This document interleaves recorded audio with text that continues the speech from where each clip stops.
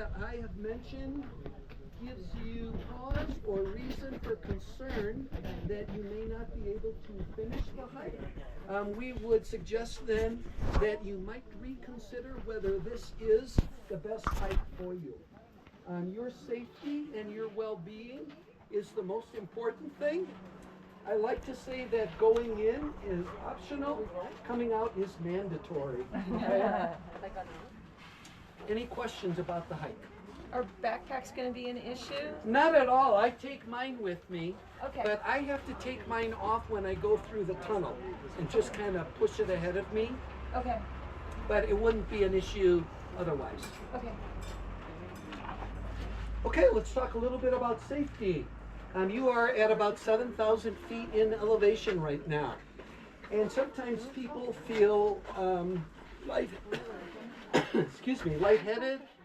dizzy, shortness of breath. And what we are going to do to combat all of those symptoms is to drink water. You all should have a supply of water with you, and please drink that supply during the hike. My suggestion is every time we stop, take a few sips of water to stay hydrated.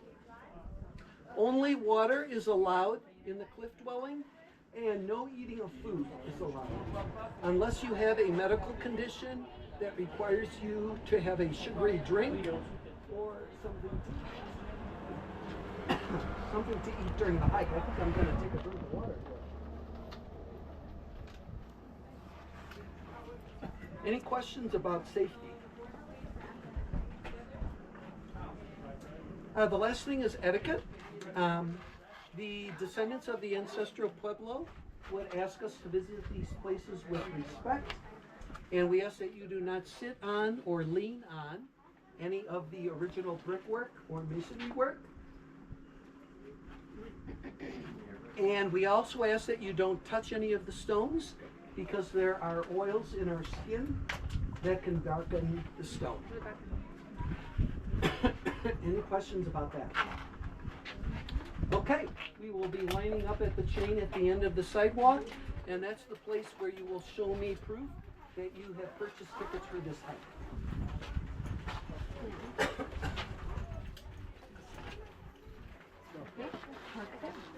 Oh, yeah. I can't wait, Daddy. That's gonna be super fun. Okay, this thing's rolling and it's in super view mode, so hopefully it catches everything. What if we film it upside down? It straightens out the film.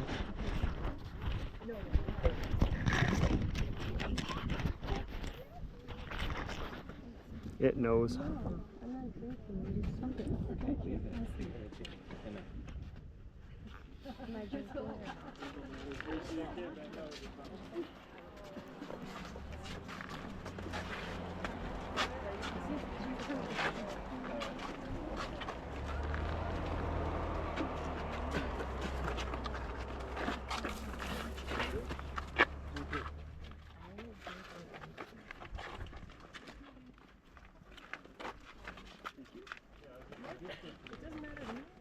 Howdy.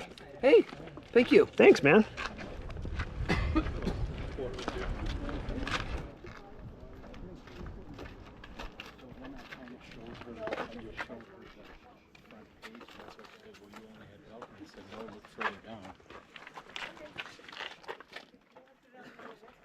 What's that? I'm not using it, but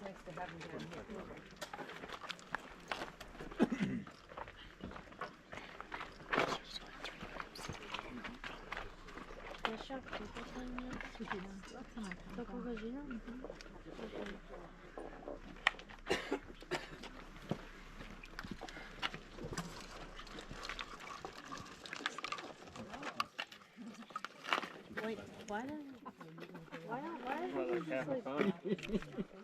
What'd you say? Why did you just use the thing? Didn't we need to go see Aunt Jan? Yeah, I don't know if we're gonna be able to. We're out of time, dude. We can't do it all. What about next time? Maybe next time. We'll do what we can.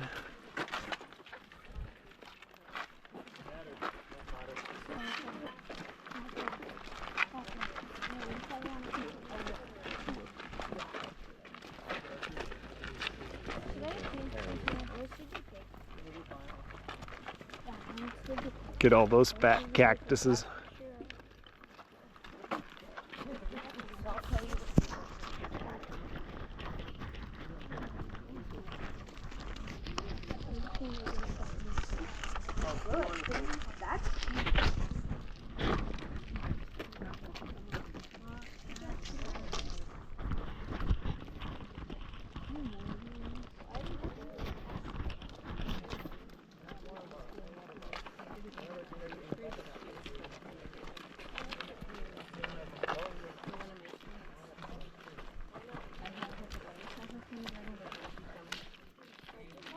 We'll cut this whole video together and put it on YouTube.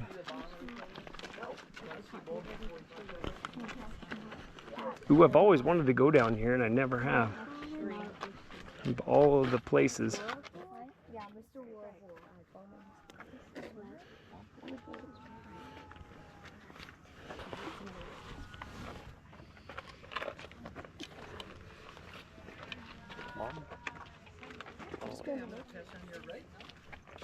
They're up there. And then please join me up at the front on the rock over here. Okay.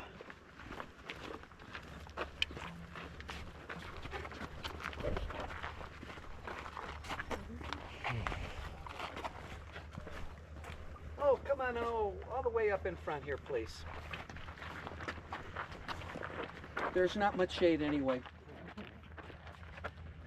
So if I were to tell you that you have more in common with the ancestral Pueblo than you may realize, would you believe me? I see the skepticism in your eyes. You're thinking, Ranger, come on, it's been 700 years plus since they lived here. And now you're telling me I have something in common with these people? Yeah, I do. Because if you have ever changed a job or an occupation, you have something in common. If you have ever moved, you have something in common. If you ever had the chance to design or build your own home, or you remodeled a home, you have something in common. And if your community has any type of religious building, a church, temple, mosque, shrine, synagogue, you have something in common as well. Did I cover everybody? Maybe? Okay. So first off, let's talk a little bit about that change in job or occupation. How many of you have ever changed a job? I am not surprised to see all those hands. I read a statistic that the average American has 12 different jobs in their lifetime. And if you've changed jobs, you have something in common, because the ancestral Pueblo also had a change in job or occupation, really a whole lifestyle change. So they started out being hunters and gatherers, kind of following the large game, picking plants to eat.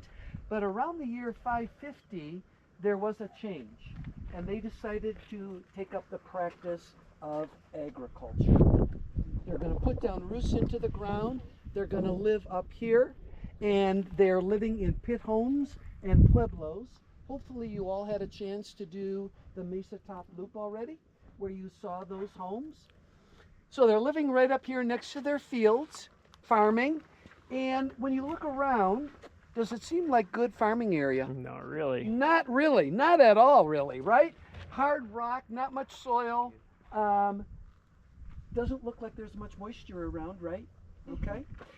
If we could all cram into a time machine and go back to the year 550, you'd look around here afterwards and you'd say, yeah, I could grow things around here, because there was good sun exposure, there was good soil, and there was good moisture as well. So let's talk a little bit about sun exposure. And first off, I need to admit to you that you are really not on a mesa right now. Do you remember the name? Cuesta. Cuesta, right. So a cuesta is a lot like a mesa, except it's not completely flat like a mesa. It's tilted at an angle of about 6 to 7 degrees, and it's facing the south. So if any of you do any flower gardening, vegetable gardening, or farming, you love a southern exposure, right? In this case, it's going to guarantee 150 frost-free days, which a crop like corn needs. So let's talk soil. Anybody here from Utah or Arizona? Yep. Thank you. You don't know why I'm thanking you yet, do you? If you were here in 550, the soil that was here blew in from where you live. It's called loess, L-O-E-S-S. And coming from the Midwest, I was thinking of farming soil is that dark, rich, black, organic soil. That's not the kind of soil it was. It wasn't black, it was red, kind of light and powdery as it blew in on the wind. But at a depth of 3 feet to 30 feet deep, it was nutrient rich. And it was a good area for crop growing. Now let's talk moisture. Did you see any rivers down in the bottom of the canyon? Any tiny little streams? Maybe even a little creek? Nothing, right? So all of the moisture is falling up here. Because if you were around yesterday, just like the storms that rolled in from the west, that's where these storms are coming up. They're hitting the cuesta, they're being raised, and they're dropping all of their moisture here at the top. Including snow melt, we get about 18 inches annually, which is great for growing crops. That is what attracted so many people to live in this area. The farming conditions were better on the top of the cuesta than the surrounding area. And that's why so many people ended up moving here. There is another change, and they decide to make a move about the year 1200. So we're jumping from 550 to the year 1200 now. And the people decide they're going to move from living up here in their pueblos down into the alcoves. So as we walk along, what I want you to think about is, what would an advantage be of living in an alcove as opposed to living up here at the top of the cuesta? Follow me. Let's go check it out. We'll let them through and then we'll get into the back, all right? Mesa They're really all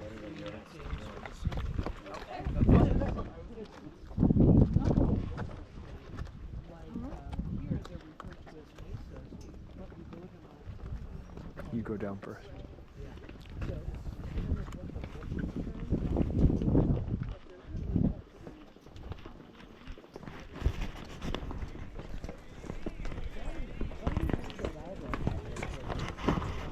This is neat.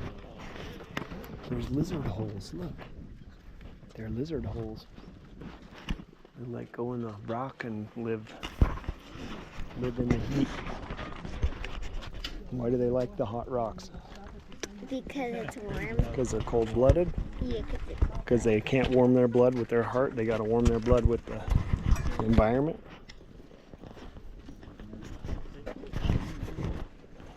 You know, I've always wanted to come down here. as a kid. Yeah, I lived here for years and I never got to come down here. It's freaking awesome. Thank you, sir. Sure.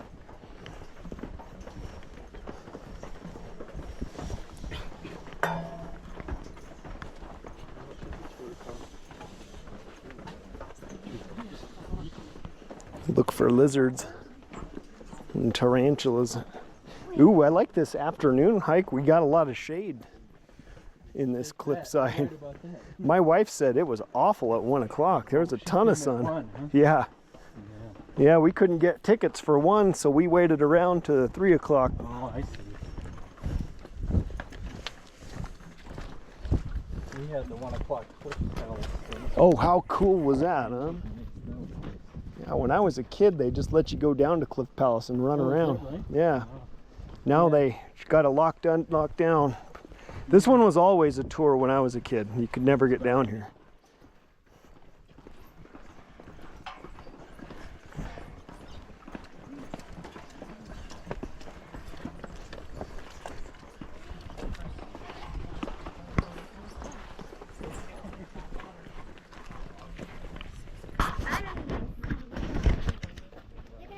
Here, can I have the hat? Sweet. Oh, thanks. You see the water? Wonder where that's coming from. There's a lot of it.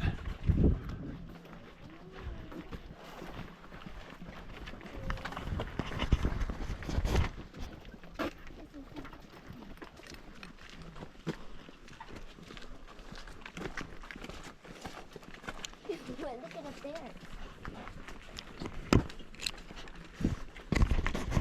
The tarantulas here? I'm sure we'll run into some tarantulas somewhere.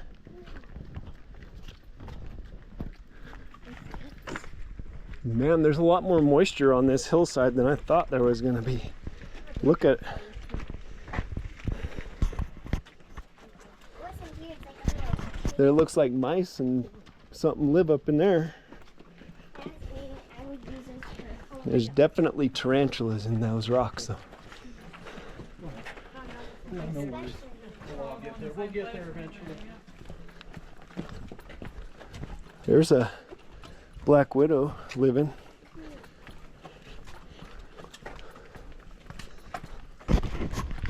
There was always a lot of black widow here.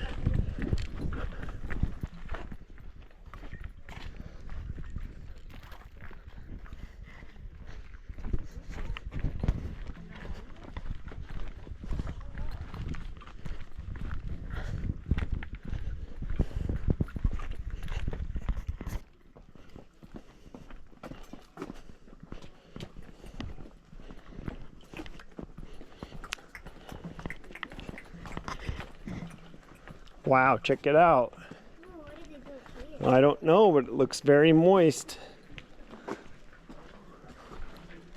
It looks very moist. Oh, look at the moss, and look at there's water, actual water. Hey, Mark, do you want to put your, Like a real spring.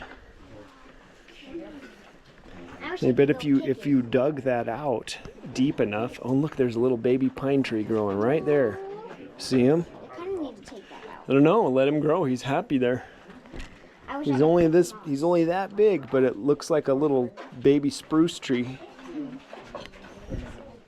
But if you dug that out and you needed fresh water, it'd probably give you enough to drink.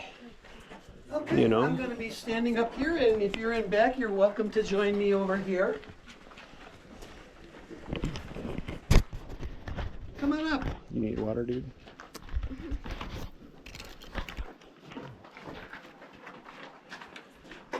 So what kind of reasons did you think of that would be advantages of living in an alcove? Access to water. Access to water is one. weather protection? Protection from weather, yeah, rain, snow. About a week and a half ago, I was leading this tour at this time, and we had a huge downpour. Water was just flowing right over the top of the alcove, right where you're standing. But those of us that were in the alcove here were perfectly fine. Was it like a waterfall? Any other reasons? Yeah, like a waterfall. Protection from something else. Aliens. Say it again. Aliens.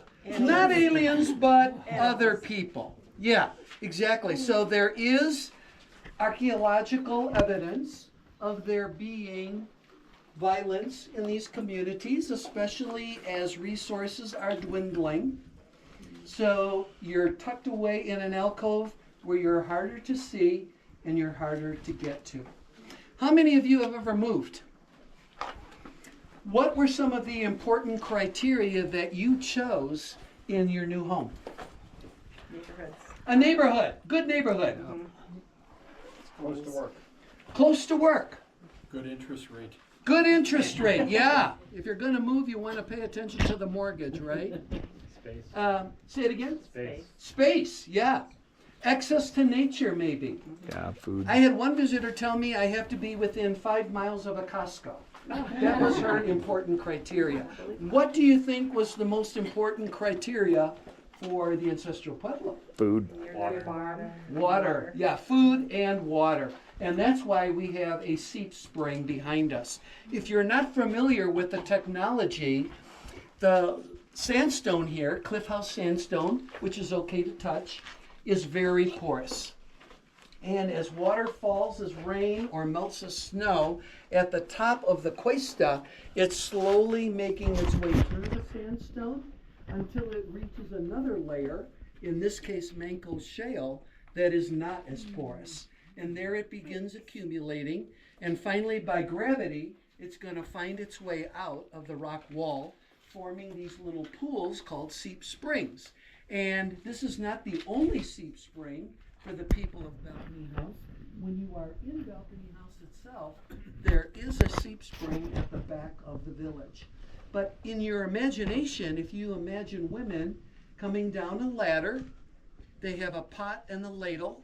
They're ladling water into their watertight pot, putting the pot on their head, and then going back up to the village. How would they balance?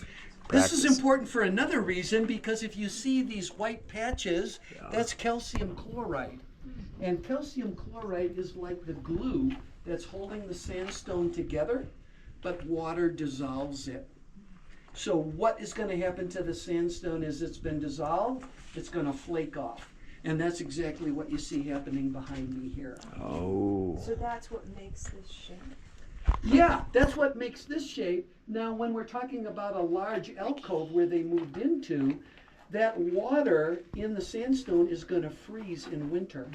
That's going to create cracks, and over a long period of time, it's going to create a large alcove like they moved into.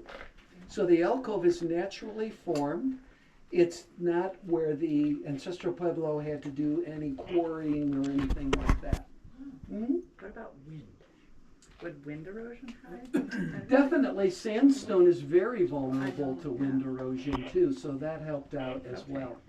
Mm-hmm. Any other questions? Okay, we're going to climb the ladder again, 2 at a time. And last person, would you please close the gate and flip the latch? See the roots there? We're gonna climb. Climb the ladder.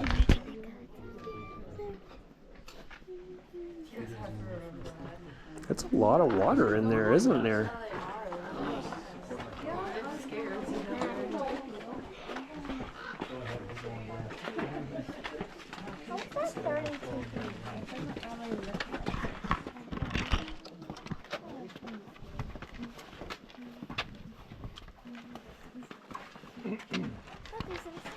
So they had to bring all this concrete in a wheelbarrow and a backpack. Okay, you're gonna climb in this lane, and I'm gonna climb in this lane, and we'll climb together, okay? Unless you want to go in front of me. You want to go in front of me? Yeah. Okay.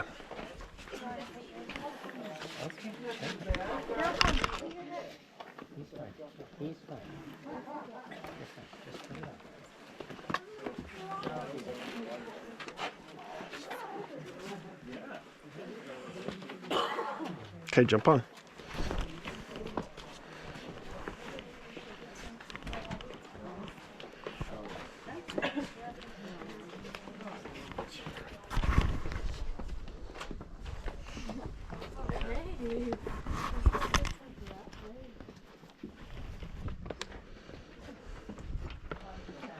Keep going, dude.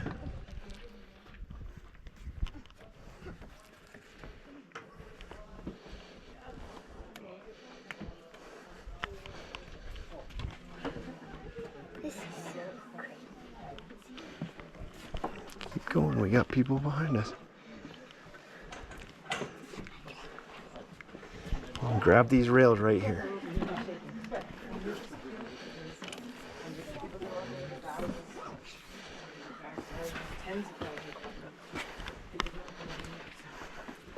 Look at over there. It's freaking awesome. Yeah, here we go. Going in a tunnel, dude.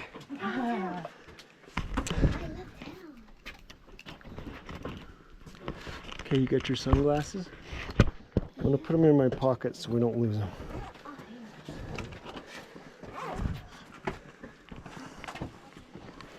So what the Indians had to do?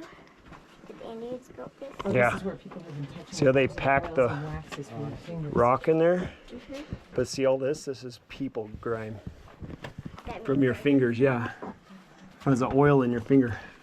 People grime. That's a technical People grime. scientific term. Yep. People grime.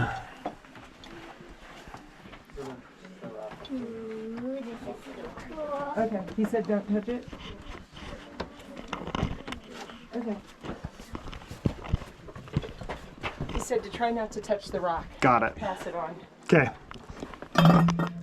Okay, don't touch the rock. Pass it on. Whoa.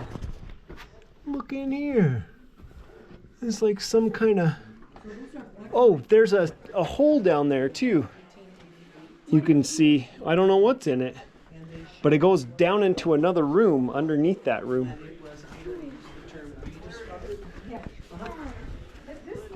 Yeah, try to not touch it, but you can look inside it. That is wall, actually.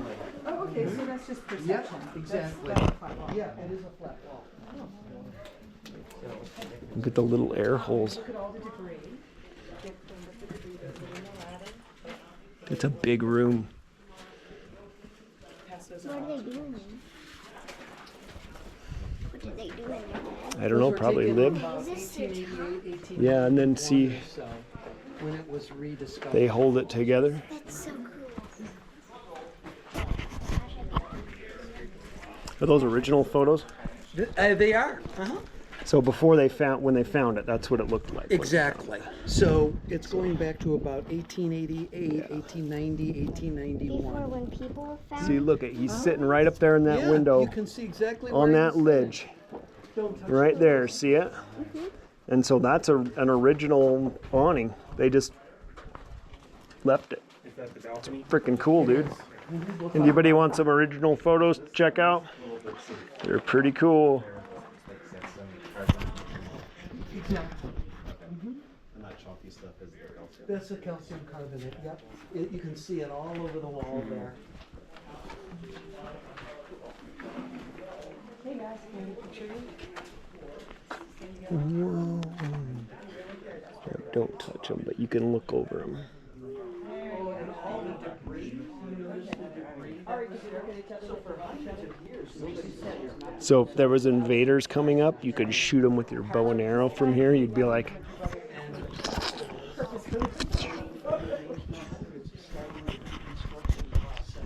Removing debris, trying to repair walls. Absolutely. Yeah. another toy gun. Through several times a year, just to make sure That's the toy gun that Mom had. yeah, let's spy on their tour.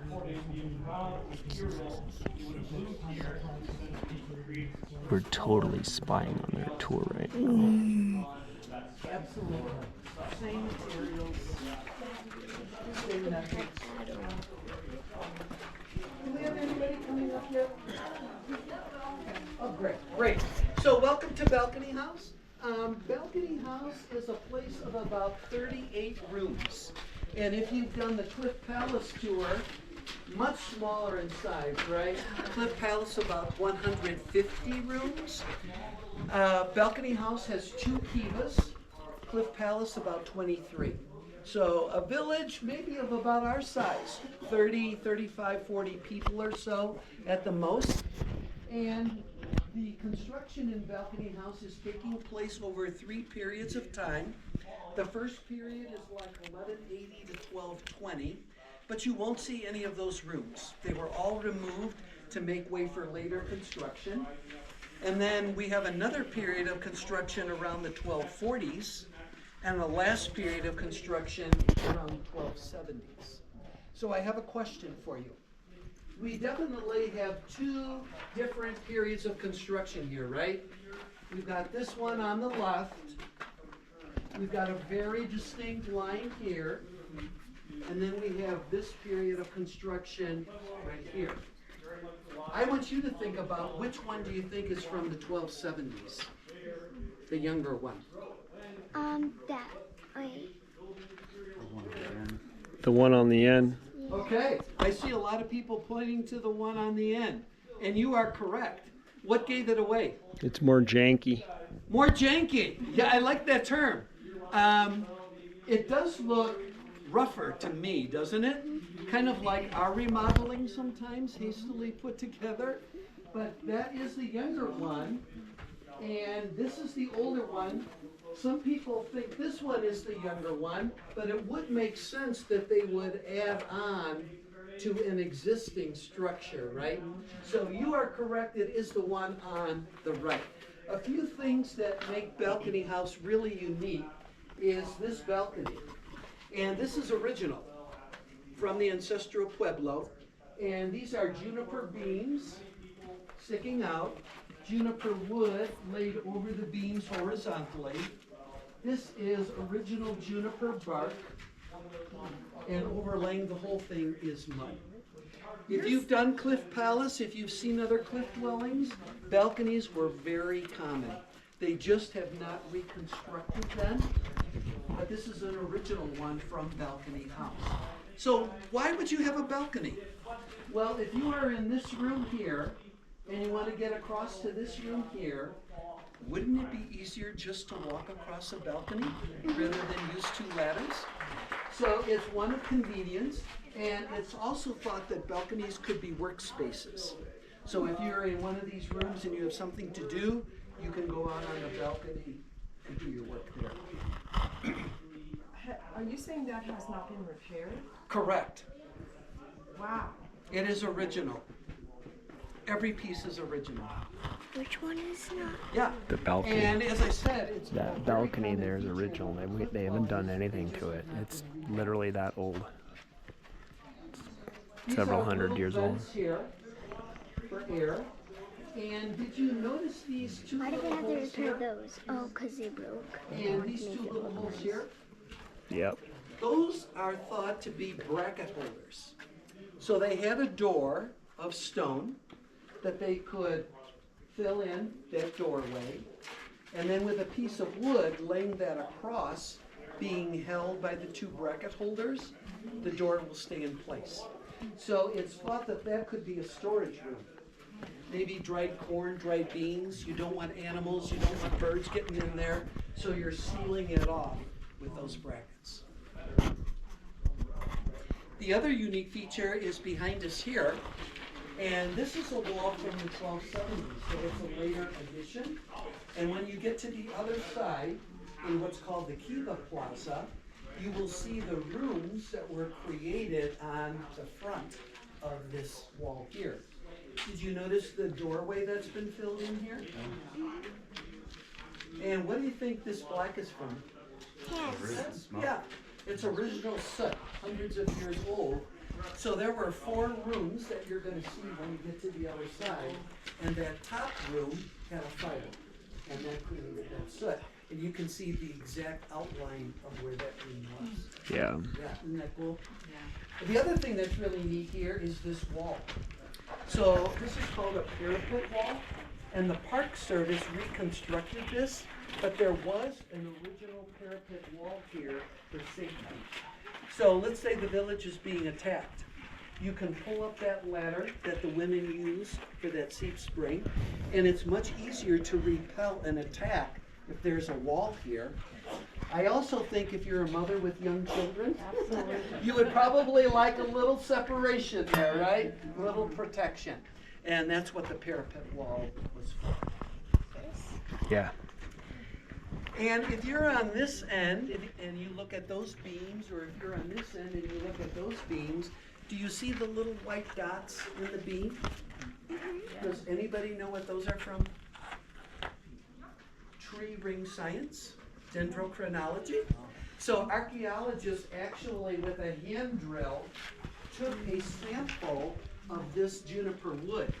And that sample, about the size of a pencil, had a very unique set of tree rings.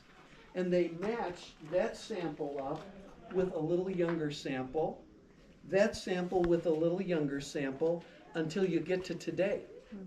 And that is how they get such precise dates for the structures here, because you're just counting those tree rings then to age the structure. Does that make sense? Yep. It also tells us something about climate, doesn't it? Yeah, big time. So if tree rings are packed together, that might suggest a Dry drought. summer. Exactly. And there was a major drought between 1276 and 1299 here. The white dots then are just filler. so that it's not attacked by insects or disease, because that is original juniper wood. Yeah. Any questions? Okay, so we're gonna go from the North Plaza here into what's called the Kiva Plaza.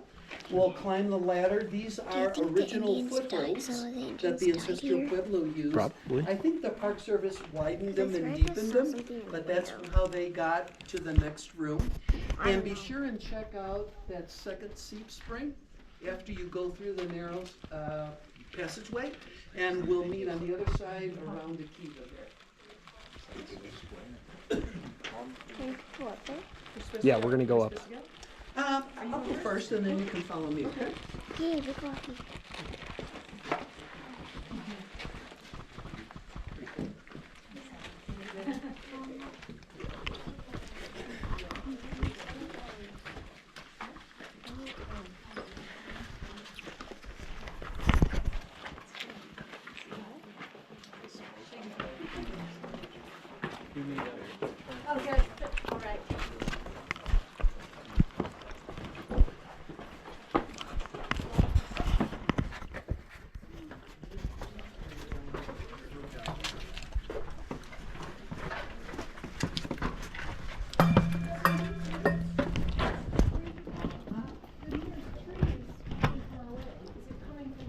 Oh my gosh, it's wild in here. From up there.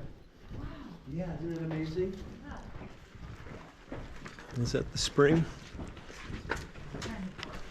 That's an amazing amount of water for here. Thousands of years old, maybe. It's super cool, yeah. That's a lot of water. And the roots followed it all the way down. Oh yeah, huh? From the trees up on top? That's what he said, yeah. There's a first aid thing. Yep. Just in case you sprain your ankle. Yep. Wow.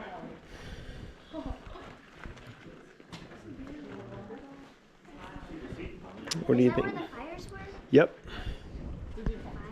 Yep, they did fires and ceremonies in there. He says he'll tell you what they used to do in there.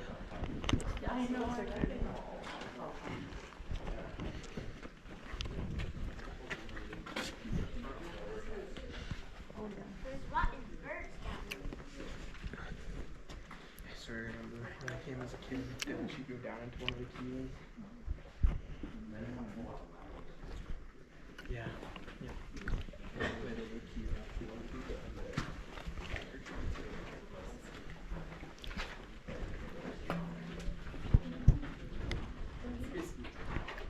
That's really cool.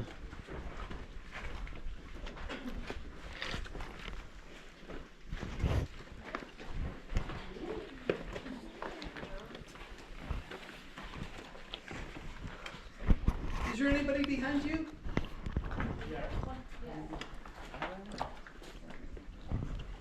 Anybody else? Nope. Great. Okay, so let's fill in a little around the kiva here. You can get a little closer. And before we talk about the kiva, I want to point out some other things to you. There is some original rock art here, pictographs in Balcony House. And the first one is against this wall here. And do you all see the handprint? Yep. Yeah. So someone stuck their hand in paint and they just plastered it right against the wall there. And then next to it is this number 10. And that is an original inscription from 1891.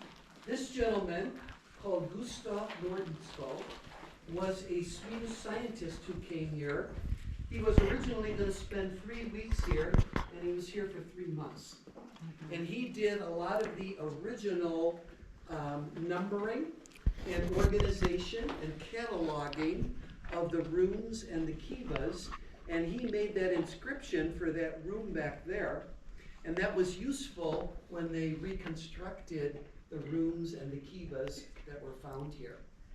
There is another pictograph, but you're probably going to wait till you leave to see it, because it's in this little room here. And there are 3 red triangles on a patch of red, and there are more red triangles to the left and the right, but they've kind of deteriorated over time. but be sure and check that pictograph out before you leave. Okay, let's talk about the kiva. So the kiva was really like their church.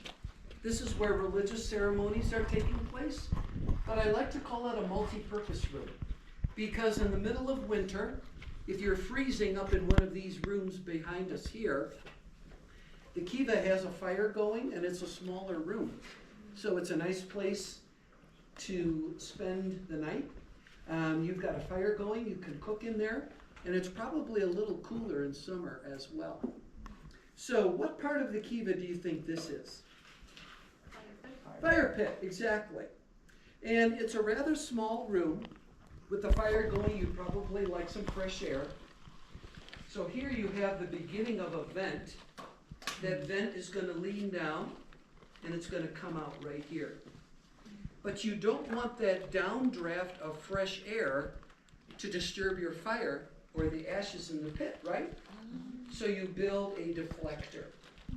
And that makes air circulation go around circular rather than right into your flames and the ashes. I think that's a pretty smart use of technology.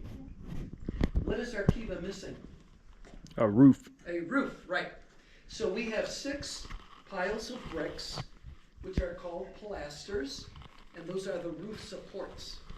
And you're going to start building the roof by stretching a beam from one pilaster to an adjacent pilaster, and that one to that one, and you're building a hexagon.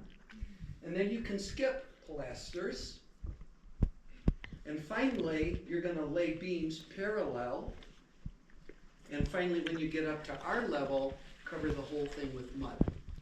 And I have 2 pictures I'd like to show you. I'll pass these around. This one shows you what a kiva would look like with a roof on it, from the outside as well as the inside. I'll start that with you. And this is a diagram that will give you a better idea of how the beams were arranged to make the roof. And I'll start that with you over here. Thank you. So you're not seeing it right now, but the roof had a square hole in it where smoke could escape, and by means of a ladder, you could enter and exit the kiva. That roof that we talked about was strong enough that ceremonial dancing could take place on top. And if you're living in that room and you need a workspace, these roofs on the 2 kivas here were like a plaza where you could bring your work out and work in front of the canyon here. There's also this little hole here, and that is important because it's called a sipapu. Sipapu, and that is a reminder to the ancestral pueblo of their creation story. They believe their ancestors came from the underworld, progressing through several different layers or tiers before finally emerging from the sipapu for life on earth here. So it has a religious memory for that. These places are still very sacred, and ancestral Pueblo descendants still return to make offerings. Did you see the feathers here? Those were left about a month ago now from some descendants that left those as a prayer offering. So they still return to make prayer offerings to their ancestors that are here. Any questions about kivas? Why do these not have a roof? So they decided to leave the roof off of most of these kivas so people could see inside. But there is one place called Spruce Tree House behind the museum where you can see a reconstructed total roof over a kiva. And they learned how they did roofs by Square Tower House. Did anybody see Square Tower House yet? That has an original partial roof. And they learned how the roofs were constructed by looking at that, and that's what they used for the roofs on Spruce Tree House. Thank you. Any other questions? There's sort of a distinctive difference in these heights here. Is that something the park did, or? Probably in the reconstruction of the Okay. kivas, there was a slight difference in the height of the kivas. But it tells us that a balcony house was a smaller community because a kiva is shared by a clan. A clan is 3 or 4 families, and every family is 4 to 5 individuals. So you've got about 20 people or so sharing a kiva. And a balcony house only Pictures has of the 2. kiva.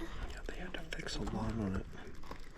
Any other questions? Yeah. How much interaction would people from different places have with each other, like from balcony house and?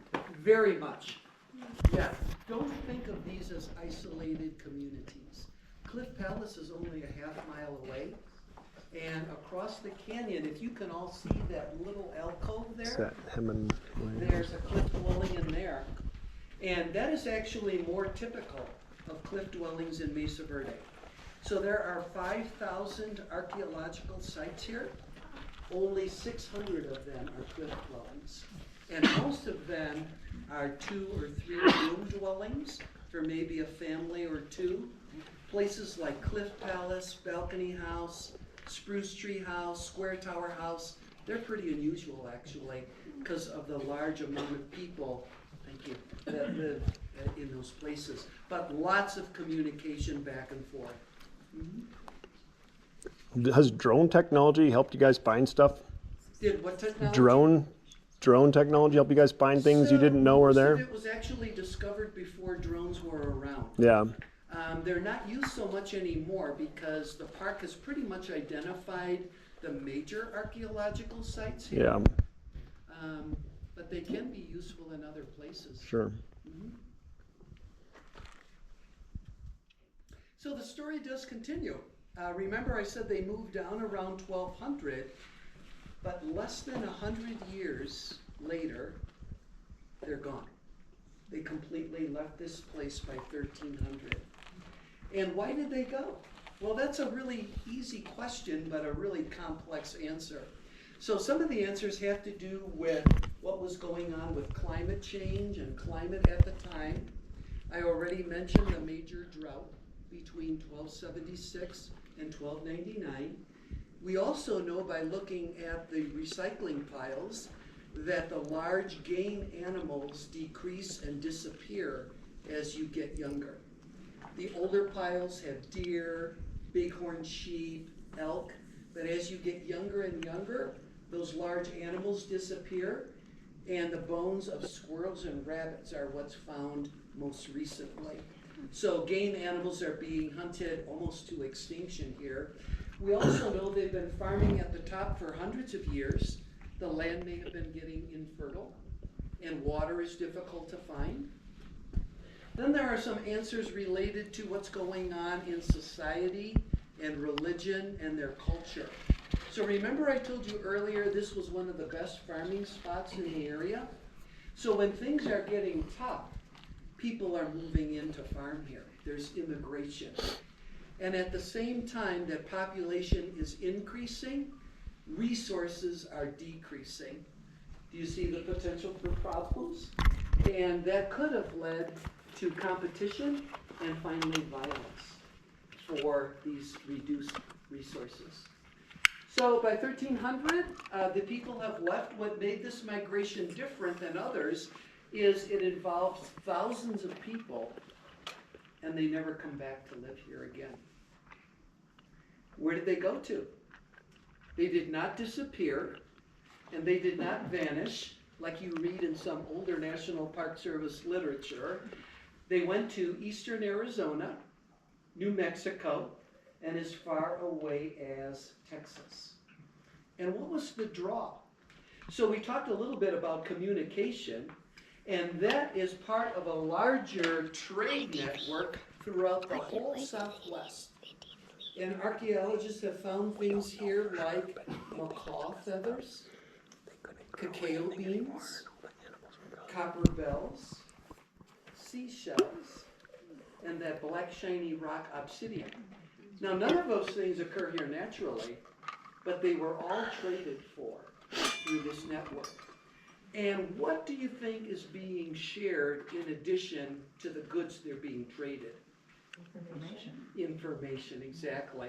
So they're finding out the drought is not as bad further south. And there is a river like the Rio Grande that you can live next to as a farmer. You've been hunting squirrels and rabbits, and there are bison herds in eastern New Mexico. So there's a tremendous draw for people to move out of these places to those places. They did not abandon these places, though. They took with them what they learned in their hearts and their minds. As I mentioned, these places are still very spiritually significant, and they're alive with the spirits of their ancestors. And today, there are 27 tribes or pueblos that trace their ancestry back to the ancestral pueblo that lived here originally. Any questions? So as we conclude our hike today, did I convince you? You have a lot in common. If you've ever changed jobs or occupations, if you've ever moved, if you've ever designed or built your own home or remodeled your own home, or if your community has some type of a religious building or structure like this. Thank you for joining me today. Thanks. What were the roofs for? Sleeping, So we will be eating, exiting pooping. out Oh, this wait, direction those on the through the keep it. tunnel. Oh, And if you haven't yet ceremonies seen the and pictograph in this little room, be community sure to and check that just out. like a gathering. I remember they didn't have YouTube or Instagram, so everybody had to get together and tell stories. It could have been, or a living space.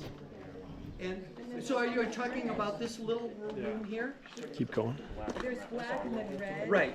So the black is probably, That's an air hole, I imagine. the red is actually a plaster. So they were Yeah, so they didn't. Dude, these keepers used to have roofs, but they took them out. Some of them had rooms, and I mean, you can see the rabbit or not rabbit poop, mouse, field mouse poop in there. What about like the roofs on the Kiva, like? Yeah, there was roofs on the kivas. Unfortunately, the plaster is probably the first thing.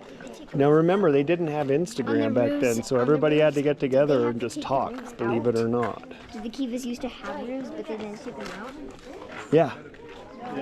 And so community was a big thing because you'd get bored without your phone, so you had to talk. And I think that's rainwater probably from the storm yet this morning. That's a lot of water.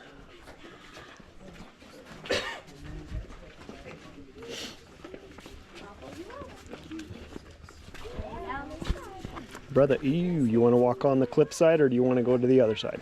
Ew, what's up? What's up with that?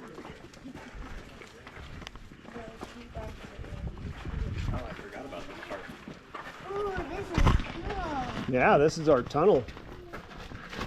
Can we crawl first? Yeah. Ooh, exciting. Yep, you're going to crawl first.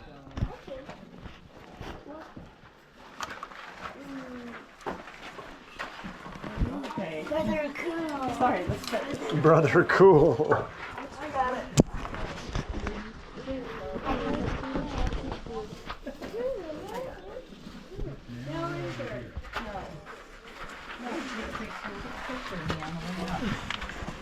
Could you imagine being I got a picture of your butt. having to get through something like this? I can't do this every day. Oh, you can actually kind of stand up in here. Oh, that's cool.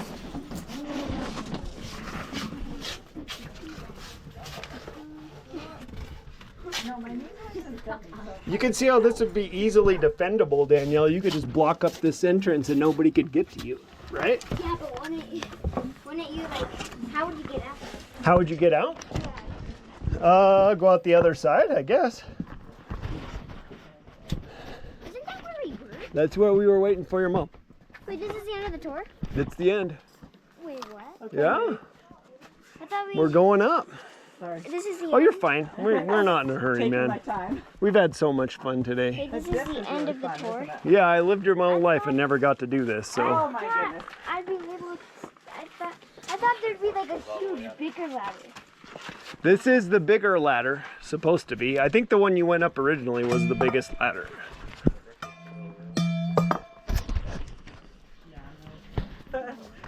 Ah, so fun. Dude, I thought that'd be longer.